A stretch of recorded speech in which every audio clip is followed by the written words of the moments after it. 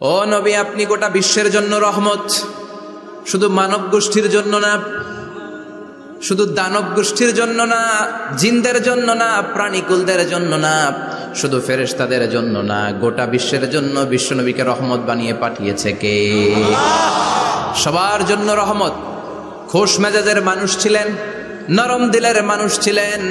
ফাবিমা রাহমাতিম মিনাল্লাহি লিনতা লাহুম ওয়ালাউ কুনতা ফাযযান গালিযাল কলবি লানফাদ্দু মিন হাওলিক। আল্লাহ বললেন, ও নবী, আপনার হৃদয়টা বড় নরম, সফট হার্টেড মানুষ আপনি, কোমল হৃদয়ের মানুষ আপনি, খোশ মেজাজের মানুষ। বিশ্বনবী এত খোশ মেজাজের মানুষ ছিলেন, বিশ্বনবী যেখানেই যেতেন ওখানে মানুষের ভিড় হয়ে যেত।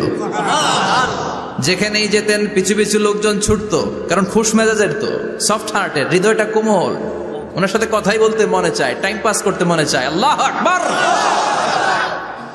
বাচ্চাদের জন্য রহমত। ছোট বাচ্চারা বিশ্বনবীর সামনে যদি কখনো চলে আসতো, বিশ্বনবী ওনার কোমল হাতটা বাচ্চাদের মাথার মধ্যে হাত বুলিয়ে দিতে। এমন কোন বাচ্চা বিশ্বনবীর সামনে দিয়ে ক্রস করতে পারতো না যে বাচ্চার মাথায় বিশ্বনবী হাত বুলাতেন না। নাতিদেরকে অনেক আদর করতেন। হাসান আর হুসাইন রাইহানাতাইন, বিশ্বনবীর সুগন্ধি। হাসান বিশ্বনবীর কোলে উঠলে সাইয়েদনা হুসাইন কোলে ওঠার জন্য কান্না করতেন, আবার হুসাইন কোলে উঠলে হাসান কান্না করতেন। আবার সাইয়েদনা হাসান বিশ্বনবীকে ঘোড়া বানিয়ে বিশ্বনবীর পিঠের উপরে বসে বিশ্বনবীর চুল ধরে টেনে টেনে খেলা করতে। বিশ্বনবী ঘোড়া।